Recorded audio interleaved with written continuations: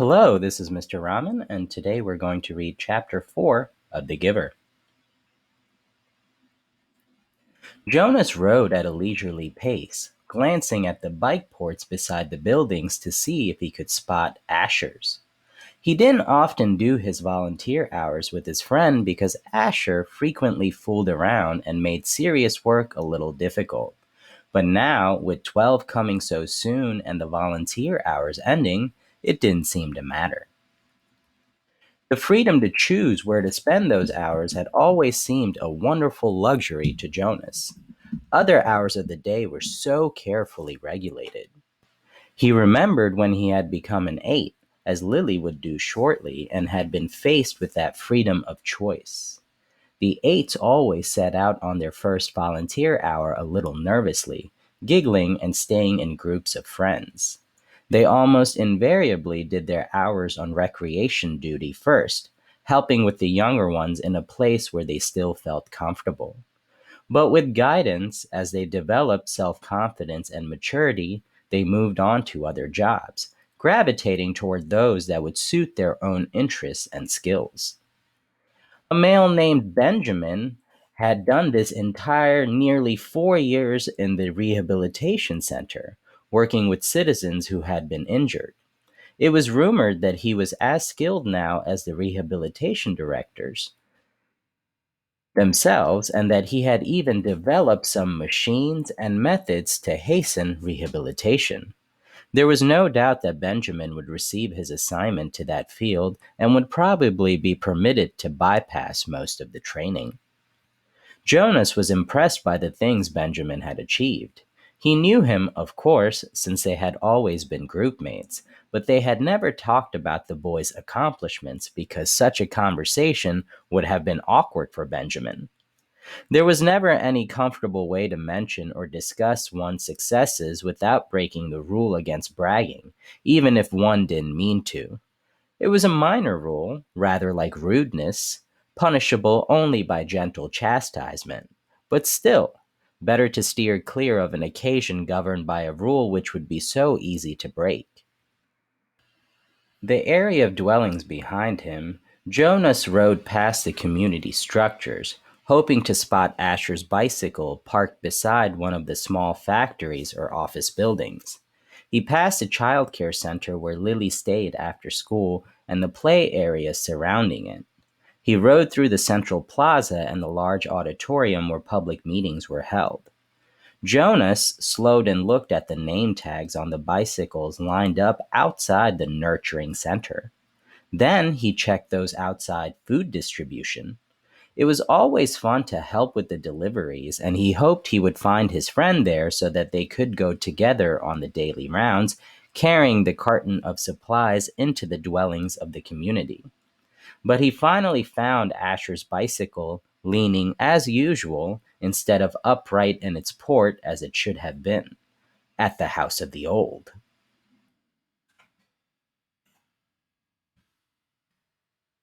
There was only one other child's bicycle there, that of a female 11 named Fiona. Jonas liked Fiona. She was a good student, quiet and polite, but she had a sense of fun as well, and it didn't surprise him that she was working with Asher today. He parked his bicycle neatly in the port beside theirs and entered the building. "Hello, Jonas," the attendant at the front desk said. She handed him the sign up sheet and stamped her own official seal beside his signature. All of his volunteer hours would be carefully tabulated at the Hall of Open Records. Once, long ago, it was whispered among the children, and 11 had arrived at the ceremony of 12, only to hear a public announcement that he had not completed the required number of volunteer hours and would not, therefore, be given his assignment. He had been permitted an additional month in which to complete the hours and then given his assignment privately, with no applause, no celebration, a disgrace that has clouded his entire future. "It's good to have some volunteers here today," the attendant told him. "We celebrated a release this morning, and that always throws the schedule off a little, so things get backed up." She looked at a printed sheet. "Let's see. Asher and Fiona are helping in the bathing room. Why don't you join them there? You know where it is, don't you? Jonas nodded, thanked her, and walked down the long hallway. He glanced into the rooms on either side. The old were sitting quietly, some visiting and talking with one another, others doing handwork and simple crafts. A few were asleep. Each room was comfortably furnished, the floors covered with thick carpeting. It was serene and slow-paced place, unlike the busy centers of manufacture and distribution where the daily work of the community occurred. Jonas was glad that he had, over the years, chosen to do his hours in a variety of places so that he could experience the differences.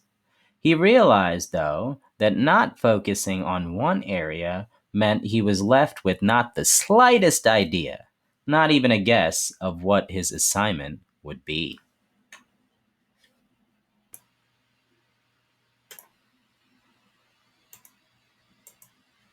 He laughed softly. Thinking about the ceremony again, Jonas? He teased himself. But he suspected that with the date so near, probably all of his friends were too. He passed a caretaker walking slowly with one of the old in the hall. Hello, Jonas, the young uninformed man said, smiling pleasantly. The woman beside him, whose arm he held, was hunched over as she shuffled along in her soft slippers. She looked toward Jonas and smiled, but her dark eyes were clouded and blank. He realized she was blind. He entered the bathing room with its warm, moist air and scent of cleansing lotions. He removed his tunic, hung it carefully on a wall hook, and put on the volunteer smock that was folded on a shelf. Hi, Jonas! Asher called from the corner where he was kneeling beside a tub.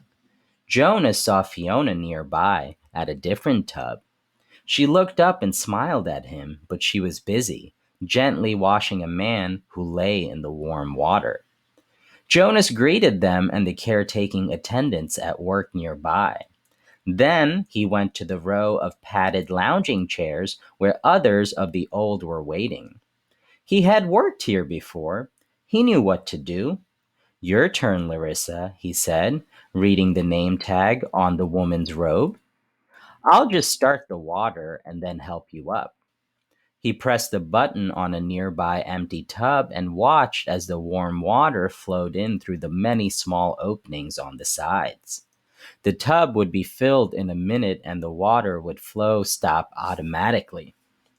He helped the woman from the chair, led her to the tub, removed her robe, and steadied her with his hand on her arm as she stepped in and lowered herself.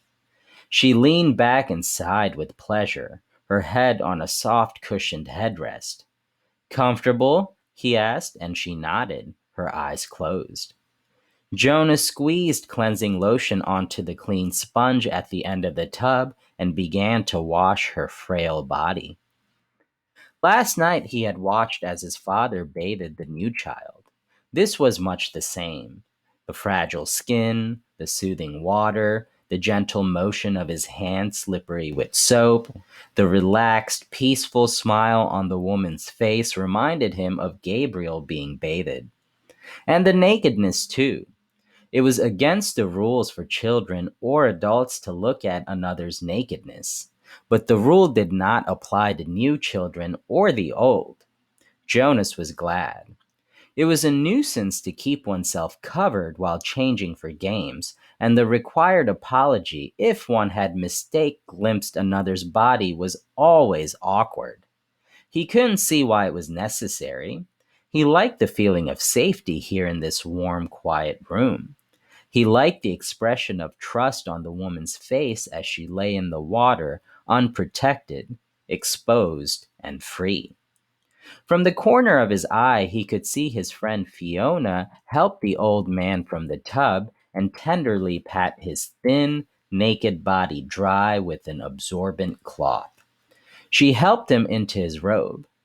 Jonas thought Larissa had drifted into sleep, as the old often did, and he was careful to keep his motion steady and gentle so he wouldn't wake her. He was surprised when she spoke, her eyes still closed. This morning we celebrated the release of Roberto, she told him. It was wonderful. I knew Roberto, Jonas said. I helped with his feeding the last time I was here, just a few weeks ago. He was a very interesting man. Larissa opened her eyes happily. They told his whole life before they released him, she said. They always do, but to be honest, she whispered with a mischievous look, some of the tellings are a little boring. I've even seen some of the old fall asleep during tellings, when they released Edna recently. Did you know Edna? Jonas shook his head. He couldn't recall anyone named Edna. Well, they tried to make her life sound meaningful. And of course, she added primly, all lives are meaningful. I don't mean that they aren't. But Edna? My goodness. She was a birth mother, and then she worked in food production for years until she came here. She never even had a family unit. Larissa lifted her head and looked around to make sure no one was listening. Then she confided, I don't think Edna was very smart. Jonas laughed. He rinsed her left arm, laid it back into the water, and began to wash her feet. She murmured with pleasure as he massaged her feet with the sponge. But Roberto's life was wonderful, Larissa went on after a moment. He had been an instructor of 11s. You know how important that is, and he'd been on the planning committee. And goodness, I don't know how he found the time. He also raised two very successful children, and he was also the one who did the landscaping design for the Central Plaza. He didn't do the actual labor, of course. Now you're back. Lean forward and I'll help you sit up. Jonas put his arm around her and supported her as she sat. He squeezed the sponge against her back and began to rub her sharp boned shoulders. Tell me about the celebration. Well, there was the telling of his life. That is always first. Then the toast. We all raised our glasses and cheered. We chanted the anthem.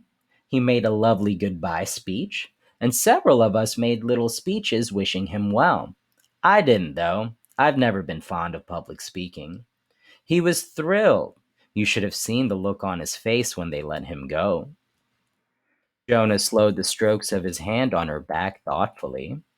Larissa, he asked, what happens when they make the actual release? Where exactly did Roberto go? She lifted her bare, wet shoulders in a small shrug. I don't know. I don't think anybody does except the committee. He just bowed to all of us and then walked, like they all do, through the special door in the releasing room. But you should have seen his look. Pure happiness, I'd call it. Jonas grinned. I wish I'd been there to see it. Larissa frowned. I don't know why they don't let children come. Not enough room, I guess. They should enlarge the releasing room. We'll have to suggest that to the committee. Maybe they'd study it, Jonah said slyly, and Larissa chortled with laughter. Right, she hooted, and Jonas helped her from the tub. End of chapter 4.